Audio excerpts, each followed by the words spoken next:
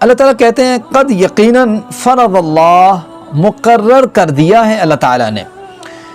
لکم تمہارے لیے، اللہ تعالیٰ نے تمہارے لیے مقرر کر دیا ہے تحلتا، کھولنا، یا کفارہ کہہ لیں، حلال ہونا وہ حلال وہ تحلہ اسی سے ہے، ایمانکم تمہاری قسموں کو، یعنی اب آپ نے قسم کھا لی ہے، آپ نے کہہ دیا اللہ کی قسم میں یہ کام نہیں کروں گا یا میں یہ نہیں کھاؤں گا، ٹھیک ہے،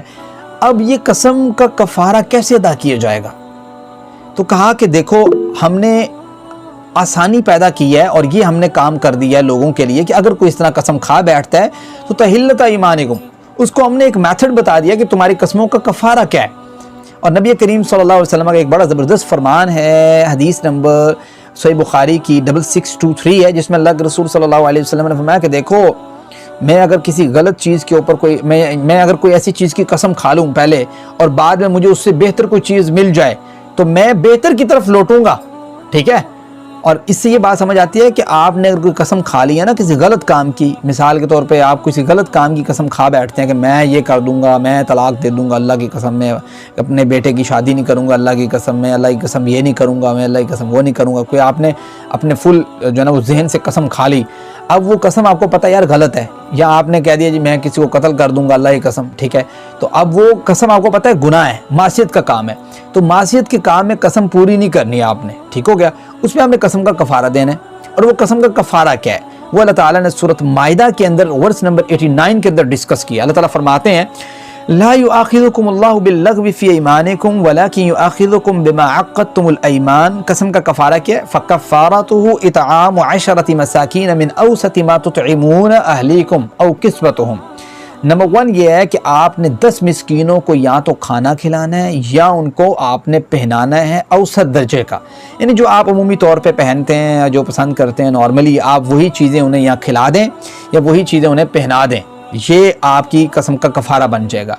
اگر بالفرض آپ کے پاس یہ دونوں چیزوں کی طاقت نہیں ہے، 10 مسکینوں کو کھلانے پلانے کی یا پہنانے کی، ٹھیک ہے،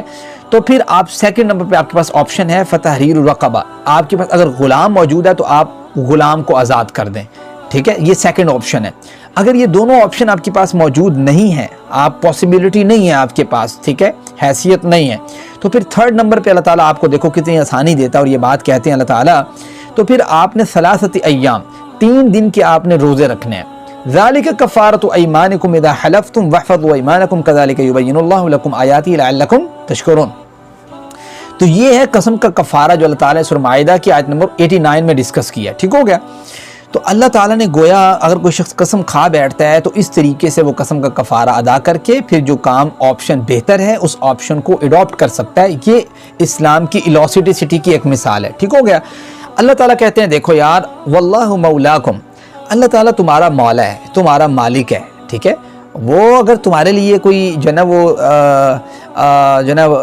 سیکنڈ آپشن نہیں رکھے گا، اگر تمہارے لیے کوئی اس طرح تم سے یہ غلطی ہوگی کہ نہیں میں تمہیں معاف نہیں کرنا، ایسے اگر اللہ تعالیٰ کرنا چاہتا کر سکتا تھا نا کہ بھئی جس نے یہ کام کیا اس کی کوئی معافی نہیں ہے، لیکن اللہ تعالیٰ نے معافی کا عنصر رکھا ہوا ہے، یہ اللہ تعالیٰ کی رحمت پر دلیل ہے۔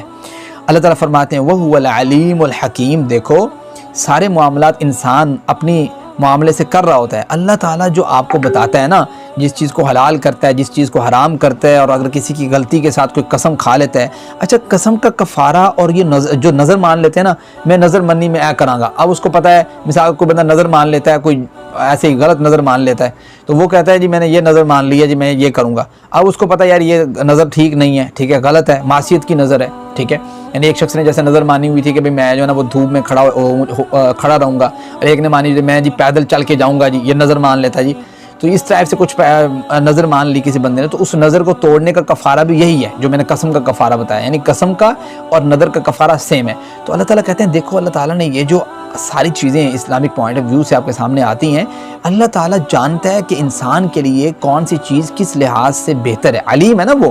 اور پھر وہ حکیم بھی ہے، علیم اکیلا نہیں ہے، ممکن ہے کہ کسی بندے کے پاس علم موجود ہو اور اس کے پاس وہ حکمت سے بے بہرا ہو، اس کے پاس حکمت نام کی کوئی چیز نہ ہو، اب وہ علم کو کیسے یوٹیلائز کرے گا، وہ جہاں پہ بھی کرے گا مار کھائے گا۔ علم کے ساتھ جب حکمت ہوتی ہے نا تو بندے کو پتہ ہوتا ہے کہ کتنا علم کس لحاظ سے کہاں پہ کتنی ریشو کے ساتھ اور کون سے الفاظ کے ساتھ کون سے طریقے کے ساتھ کون سی ڈائمینشن کے ساتھ آپ نے یوز کرنا ہے. یہ علم اور حکمت کے یہ جب دونوں چیزیں آتی ہیں تبھی یہ چیز ہوتی ہے. ٹھیک ہو گیا؟ تو یہ دونوں کوالٹی جس بندے کے پاس آ جائے تو اس کی تو کمال کی بات ہے.